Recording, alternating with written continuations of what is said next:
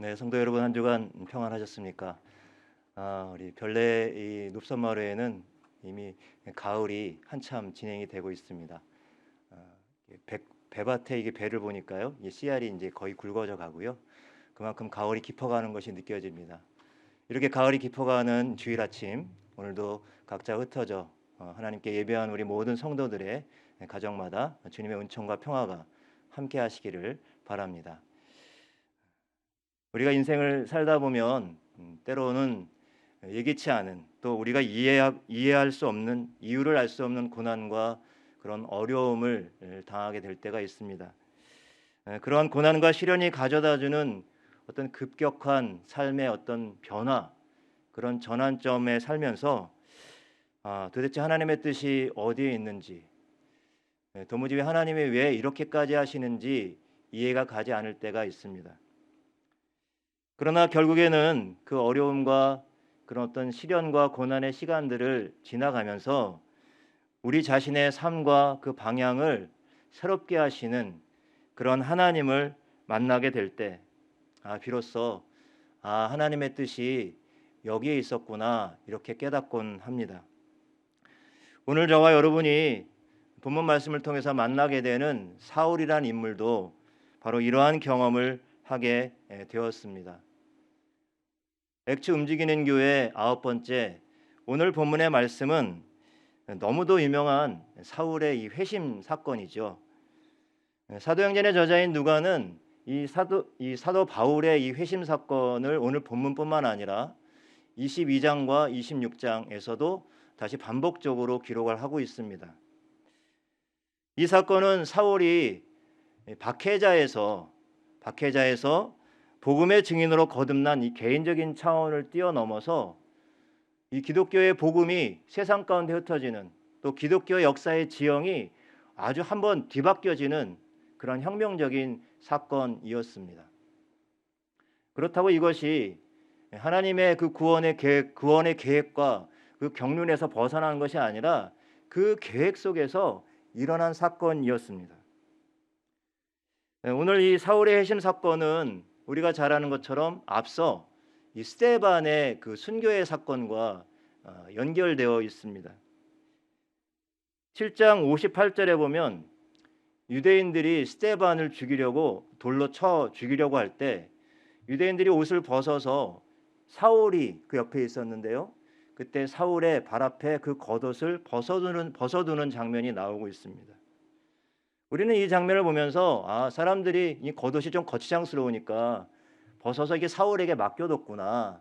이게 사울이 그냥 이 주변꾼으로, 그 주변에서 이 스테반이 죽어가는 것을 그냥 구경꾼으로 보고 있었구나, 이렇게 생각할 수 있습니다. 하지만 당시 성서 시대에 자신의 옷을 남의 발 앞에 두는 그 행위는 자신의 권위를 그 상대방에게 건네주고 온전히 맡기고 순복하고 복종한다는 의미를 갖고 있습니다. 그러니까 다시 말해서 이 무리들이 스데반을 죽이려고 할 때, 돌로 쳐 죽이려 할 때 이 겉옷을 사울의 발 앞에 두었다고 하는 것은 자신들의 권위를 이 사울에게 건네주었다고 하는 것입니다. 그래서 그 사울이 무언가 결정할 수 있는 그러한 중요한 결정권을 가진 어떤 구경꾼이 아니라 바로 주동자, 아니면 어떤 결정권을 가진 그러한 지도자였다고 하는 것을 알 수가 있습니다.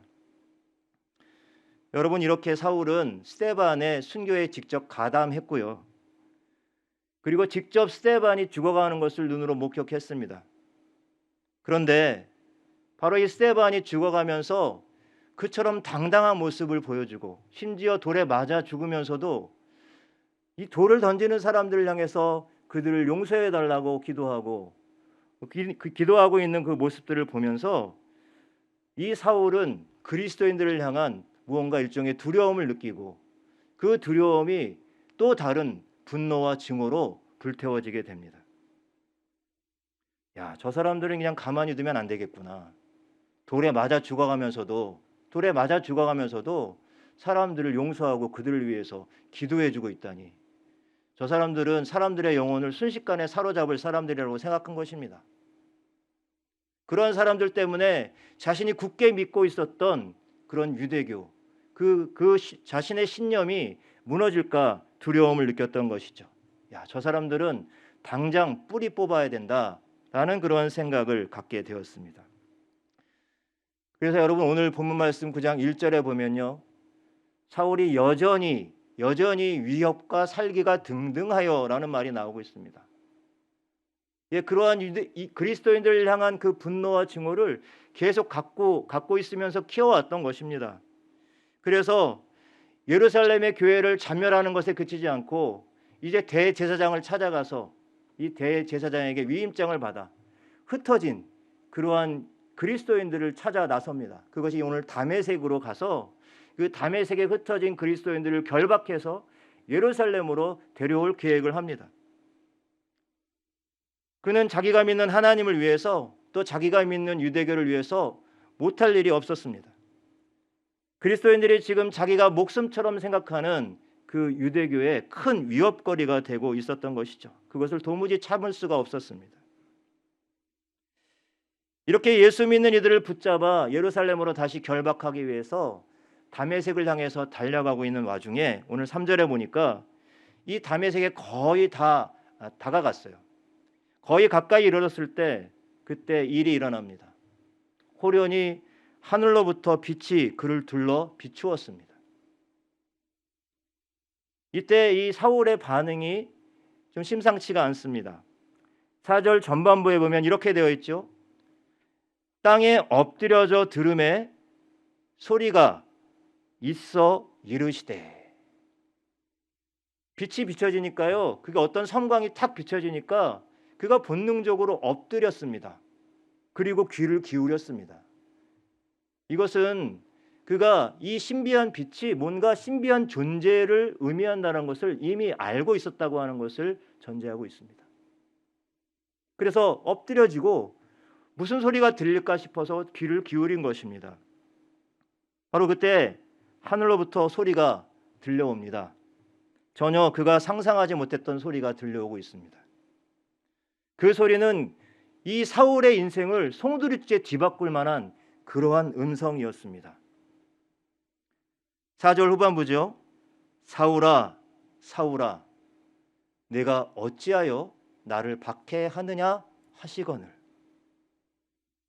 사울은 깜짝 놀라 묻습니다. 주여 누구시니까? 여기서 이 주여라는 것은 혹시 하나님이십니까? 아니면 다른 어떤 존재이십니까? 라고 이렇게 묻고 있는 것이죠. 그때 다시 하늘에서 소리가 납니다. 이건 역시 상상할 수 없는 소리죠. 나는 내가 박해하는 예수니라. 사울은 당황했습니다. 사실 사울은 자신이 예수를 박해한 적이 없습니다. 그럼에도 불구하고 이 음성은 사울에게 나는 내가 박해하는 예수다라고 말씀하였던 것입니다. 그럼 사울에게 있어서 예수님은 어떤 존재였을까요? 사울에게 있어서 예수는 바로 유대교에서 벗어난 이단의 괴수였습니다. 그래서 과거에 저주를 받아 십자가에서 죽고 지금쯤이면 지옥불에서 뒹굴고 있어야 하는 그런 존재와 같았습니다. 사울은 예수를 거짓 메시아라고 생각했습니다. 그리고 당연히 그를 따르는 무리들은 이단으로 여겼겠죠. 그래서 그들을 쫓아다니며 이잣듯이 잡아놓고 죽이려고 노력을 해왔습니다. 지금도 바로 그 일을 하기 위해서 다메섹으로 달려가고 있었던 중이었습니다. 그런데 전혀 생각하지 못한 빛과 음성을 듣게 되었던 것이죠. 십자가에 달려 죽었다고 생각한 예수가 영광스러운 빛 가운데서 바로 이 사울을 찾아온 것입니다. 그래서 나는 내가 박해하는 예수라고 말씀하고 있습니다. 여러분, 주님께서 하신 이 말씀, 사울은 예수를 박해한 적이 없는데 지금 이 음성은 나는 내가 박해하는 예수다라고 해서 사울이 직접 이 예수 그리스도를 박해한 것처럼 말씀하고 있습니다. 여러분, 이게 무슨 뜻일까요? 바로 주님께서 주님의 교회와 성도들이 박해받는 것을 주님께서 자신의 몸처럼 아파하시고 그것을 슬퍼하신다는 것입니다. 사울을 통해서 예루살렘 교회, 그 유대인들을 통해서 예루살렘 교회가 핍박받던 그 현실을 주님께서 온몸으로 아파하셨다는 것을 보여주고 있습니다. 그래서 내가 교회와 성도들을 핍박한 바로 그것이 나를 핍박한 것이다, 나를 박해한 것이다 라고 말씀해주고 있는 것이죠.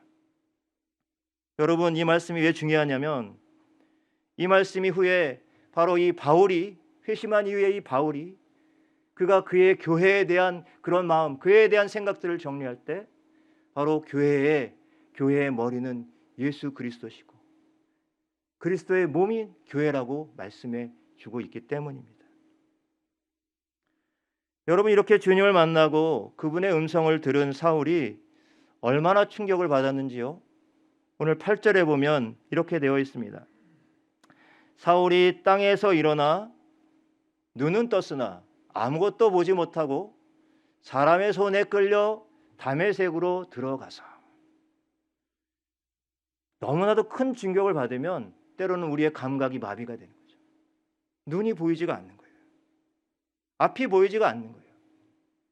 여러분, 이 말씀은 단순히 눈이 멀었다기보다는 그가 예수 그리스도를 만나기 전에, 예수님을 만나기 전에, 만난 후에 이전에 그가 가졌던 그 옛 관점들, 옛 자아들, 옛 신학이 다 무너져 내렸다고 하는 것을 의미하고 있습니다. 여러분, 지금까지 그가 보고 믿고 살아왔던 모든 것들이 이제 헛것이고 그가 참이라고 믿고 왔었던 것이, 그것이 모두 거짓임이 드러났다고 하는 것입니다. 그가 목숨처럼 여기던 유대교의 하나님이 그저 실체가 없는, 껍데기가 없는, 껍데기에 불과한 그러한 하나님이었음이 드러난 것이죠.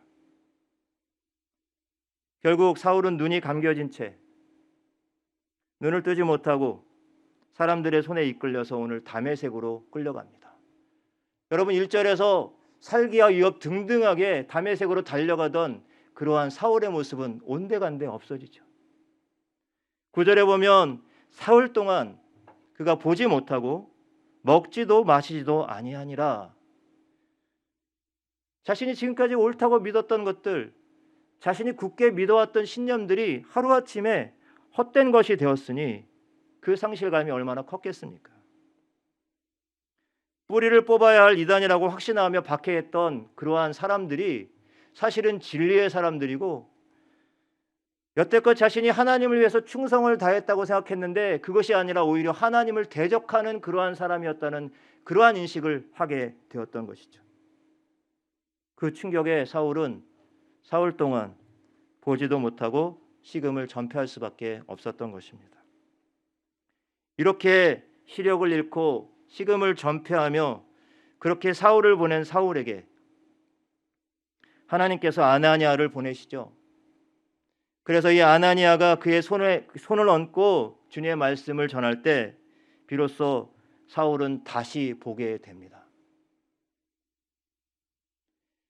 그럼 이 사울이라는 시간은 마치 요나가 그 물고기 뱃속에 빠져서 이 사흘 동안 있을 때 하나님에 대한 새로운 눈을 뜨는 그 시간과 같습니다. 또 예수 그리스도께서 십자가에 못 박혀 죽으시고 사흘 만에 부활하셨죠. 이것은 바로 회복을 의미하고 있습니다. 사울은 다시 보게 됩니다. 물론 그가 눈을 떠서 다시 보게 되었다는 그런 의미이기도 하지만 그가 다시 보게 되었다고 하는 것은 그가 이전과는 다른 시선으로, 다른 관점으로 세상을 바라보게 되었음을 의미하고 있습니다. 이전에는 살기 등등하게, 위협 등등하게 사람들을 증오와 그런 분노의 눈으로 바라봤었는데, 그리고 박해자로 서 있었는데 이제는 겸손히 하나님과 함께 동행하는 복음의 증인으로 새 사람을 입게 되었다는 것이죠. 여러분, 이것을 우리가 어떻게 설명할 수 있겠습니까? 박해자가 하루아침에 겸손한 하나님과 동행하는 하나님의 사람이 되다니요. 여러분, 이것은 하나님의 일방적인 은혜가 아니고서는 도무지 설명할 길이 없습니다.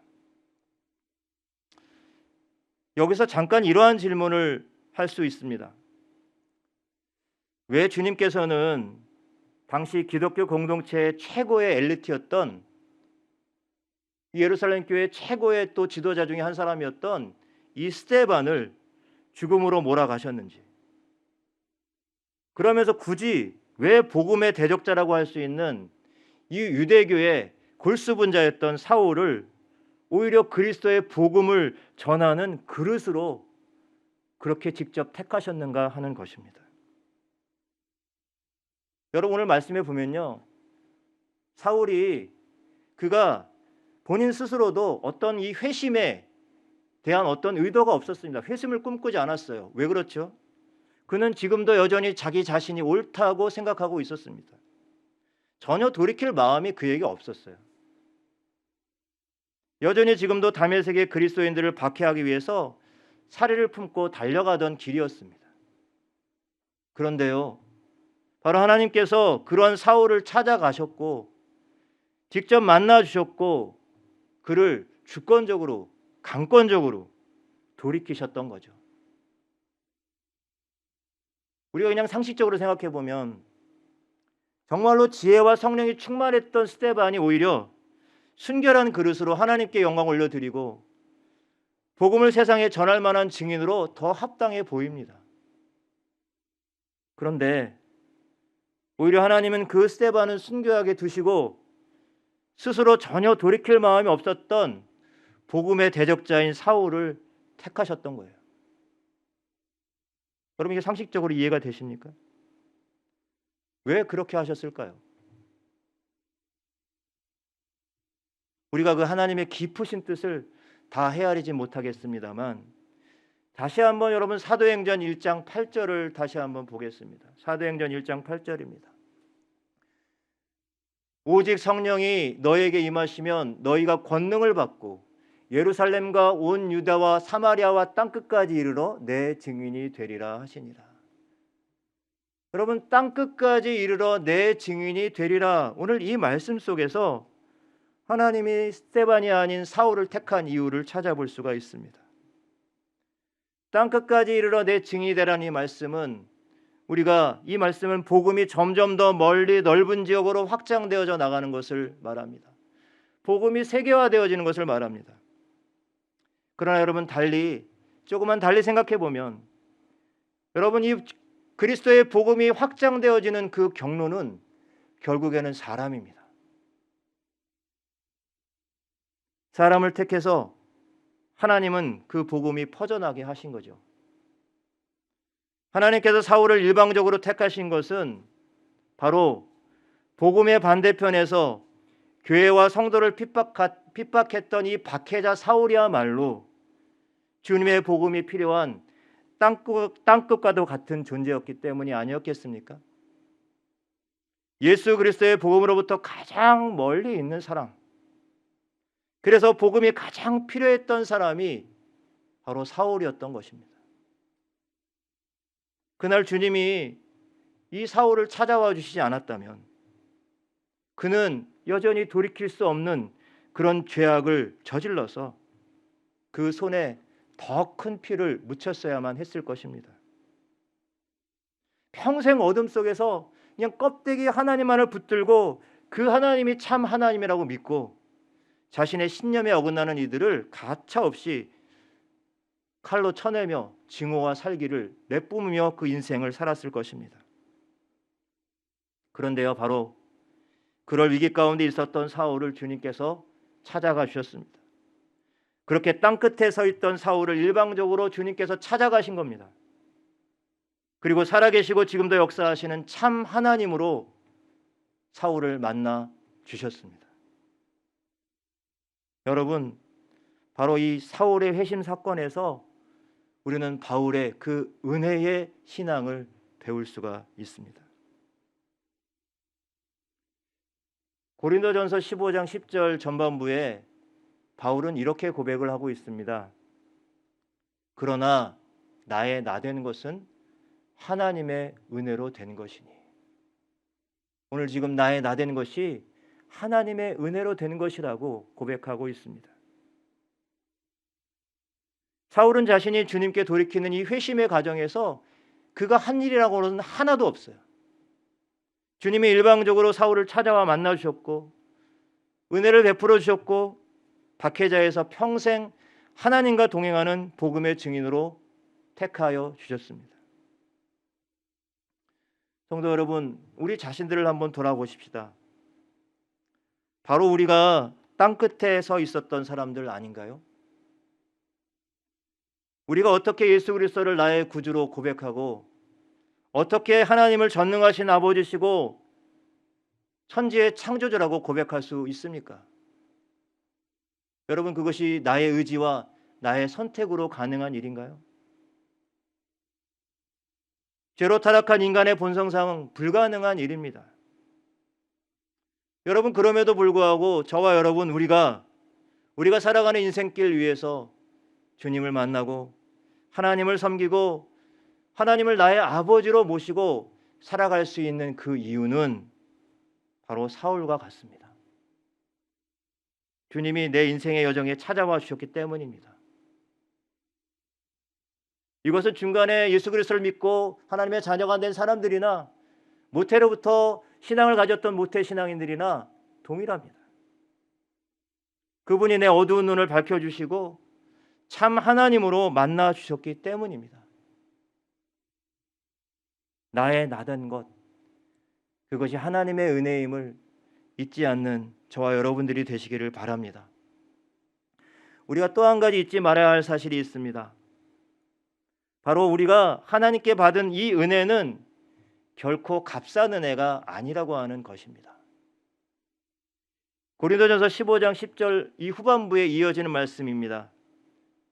내게 주신 그의 은혜가 헛되지 아니하여 내가 모든 사도보다 더 많이 수고하였으나 내가 한 것이 아니요 오직 나와 함께 하신 하나님의 은혜로라. 여러분, 그저 내가 받은 은혜에 머무는 삶이 아니라 주님께서 저와 여러분 우리를 위해서 피 흘리심을 늘 기억하면서 어디든 땅끝이라고 여겨지는 사람이든 어느 곳이든 장소이든 그곳을 향해 발걸음을 옮기고 찾아가는 저와 여러분이 되시기를 바랍니다. 그리고 그들에게 복음을 전하고 복음에 합당한 삶을 찾아 경주하고 헌신할 수 있는 저와 여러분이 되시기를 바랍니다. 사울의 이 회심 사건이 가지고 있는 특징 가운데 또 한 가지는 앞서 잠깐 말씀을 드린 바지만 그가 참 하나님을 비로소 이 사건을 통해서 만났다는 것입니다. 여러분, 이 사울이 회심 전에 만난 하나님은 어떤 하나님이었다고요? 바로 유대교의 하나님. 유대교는 이 하나님의 개념을 자신들이 어떤 종교적인 틀에 가두고 있었습니다. 그래서 그 틀에서 벗어나면 무조건 이단으로 규정을 하고 어떠한 관용도 허락하지 않는 그러한 증오와 분노와 폭력을 행사했습니다. 회심하기 이전에 사울은 이런 유대교의 틀 안에 갇혀 있는 이 껍데기 하나님을 진짜 참 하나님이라고 믿고 그렇게 순종하며 따랐습니다. 여러분, 사울은 박해자라는 그러한 이름을 오명을 받고 있지만 실제로 당시의 시대적인 기준으로 보면 그는 절대로 악한 사람도 아니고요, 포악한 사람도 아닙니다. 그는 당시의 기준으로 보면 경전을 열심히 읽고 율법을 준수하고 하나님을 경외하며 살았던 신실한 모범적인 신앙인이었습니다. 그는 결코 포악한 악인이 아니었습니다. 오히려 사명감 넘치는 사람이었습니다. 그는 결코 자신이 잘못된 하나님을 섬기고 있다고 생각하지 못했습니다. 그래서 더더욱 자신이 믿고 있는 그 하나님을 위태롭게 하는 그런 그리스도인들을 도무지 참아낼 수가 없었던 것이죠. 용서할 수가 없었습니다. 그래서 그는 회심 이전에 철저하게 교회와 성도들을 박해하고 탄압했습니다. 그가 믿고 있는 껍데기 하나님의 이름으로 말이죠. 여러분, 그렇다면 이 회심 이전에 사울이 섬겼던 껍데기 하나님과 이 사도 바울이 회심 이후에 그가 만난 참 하나님은 어떻게 다르고 어떻게 분별이 가능할까요? 회심 전의 사울은 자기가 믿었던 그 하나님 때문에 여러분 순교자 스데반의 죽음을 마땅히 여겼습니다. 그리고 그 마음속에서는 자기가 믿는 하나님 때문에 사랑이나 자비와 긍휼이 아니라 분노와 증오만 가득했습니다. 만약 주님이 사울을 찾아오시지 않았더라면 사울은 평생 이 껍데기 하나님의 영광이라는 이름 하에서 증오와 분노의 칼을 휘두르면서 살다가 인생을 마감했을 것입니다. 여러분, 마찬가지입니다. 우리가 우리의 삶을 살아가면서 우리가 하나님을 믿는 사람들이라고 하지만 때로 우리의 삶의 모습 가운데 누군가를 향한 분노와 증오를 아직까지 가지고 있고 또 갈등과 반목의 중심에 서 있다고 한다면 그가 믿는 하나님은 껍데기 하나님입니다. 사울은 다메섹 길 위에서 하나님의 음성을 듣고 드디어 이 껍데기 하나님을 버립니다. 그리고 참 하나님을 만나게 되죠. 여러분, 그런데요, 이 하나님은요, 앞서 스데반이 순교할 때 바로 그 스데반을 만나주신 하나님이셨습니다. 스데반은 자기가 만난 하나님 때문에 죽임을 당하면서도요, 자신을 돌로 치는 사람들을 용서하고 그들을 위해서 기도해 주고 삶을 마감하죠. 스데반이 만난 이 하나님 속에 바로 예수 그리스도가 계셨습니다. 스데반은 예수님을 참 하나님으로 만났던 겁니다. 여러분, 스데반이 순교 직전에 하늘을 우러러봤죠. 하늘을 우러러봤을 때 주님께서 보좌 위에서 일어나서 이 스데반을 영접하는 그러한 주님, 그 주님을 스데반이 보았던 것입니다. 그런데요, 바로 그 주님이 빛으로 사울을 찾아왔습니다. 그러면서 나는 내가 박해하는 예수다라고 말씀하셨죠. 여러분, 이 말씀을, 이 회심 사건을 통해서 사울은 주님을 참 하나님으로 만나게 되었습니다. 그리고 평생 겸손히 하나님과 동행하는 그 복음에 증인된 삶을 살게 되었던 것이죠. 여러분, 저와 여러분은 지금 껍데기 하나님을 믿고 있습니까? 아니면 참 하나님을 믿고 있습니까? 여러분, 이것을 어떻게 분별할 수 있습니까? 그것은 내가 믿고 따르는 하나님 때문에 우리 안에 사랑과 희생과 용서와 자비의 삶이 있는가? 아니면 매일매일 순간순간 분노가 차오르고 증오가 차오르고 두려움 속에서 갈등과 반목의 삶을 반복하고 있는가 하는 데 있습니다. 성도 여러분, 우리 모두는 참 나 하나 살기 바쁜 그러한 분주한 세상 속에서 살아가고 있습니다. 그러다 보니 자꾸자꾸 우리의 영혼은 점점 더 메마르고 우리의 심령은 점점 각박해져 갑니다. 이 시간 간절히 바라기는 껍데기 하나님이 아니라 참 하나님을 만나고 믿고 섬기는 저와 여러분들을 통해서 정말 이 세상에 지금 가득하고 만연한 이 두려움과 분노와 증오와 갈등과 반목이 사라지기를 원합니다. 그래서 하나님의 평화와 사랑과 자비가 긍휼이 우리 가운데 가득해지는 그러한 은혜를 누리는 저와 여러분들이 되시기를 간절히 축복합니다. 기도하겠습니다. 이 시간 잠시 오늘 주신 말씀을 생각하면서 조용히 주님 앞에 나아갑시다. 오늘 우리가 혹시 붙들고 있는 하나님이 혹시 껍데기 하나님은 아닌지, 오늘 사울이 만난 참 하나님을 만나게 하여 주시옵소서. 우리 안에 하나님의 자비와 사랑이, 그 긍휼이, 그 은혜가 우리 가운데 흘러 넘치게 하옵소서. 행여 우리 안에 있는 어떤 누군가를 향한 분노와 증오와 갈등과 반목의 그러한 감정들이 계속해서 쌓여지고 있다면 참 하나님 우리 가운데 찾아오셔서 그것들을 없이 하여 주시고 몰아낼 수 있게 하여 주시옵소서. 이 시간 함께 기도하며 나아가도록 하겠습니다. 함께 기도합시다. 자비로우신 하나님 아버지, 감사합니다. 오늘도 우리가 참 하나님을 우리의 마음 가운데 섬기며 살아가게 하여 주시옵소서. 오래된 우리의 신앙 가운데 굳어진 마음들이 있습니다. 메마른 영혼 가운데 있습니다. 주님, 주 성령께서 우리 어두운 눈을 밝혀주셔서 하나님 참 하나님을 빛 가운데서 만날 수 있도록 주님 도우시고 인도하여 주시기를 소망합니다. 주님의 은혜가 우리 가운데 흘러넘치게 하여 주시고 매일매일 살아 숨쉬는 순간마다 우리의 삶을 통해서 누군가를 향해 그 하나님의 자비로움과 그 은혜와 그 용서와 그 사랑을 함께 나누며 섬기며 살아갈 수 있는 참 하나님의 사람들이 될 수 있도록 주께서 붙들어 주시고 인도하여 주시옵소서.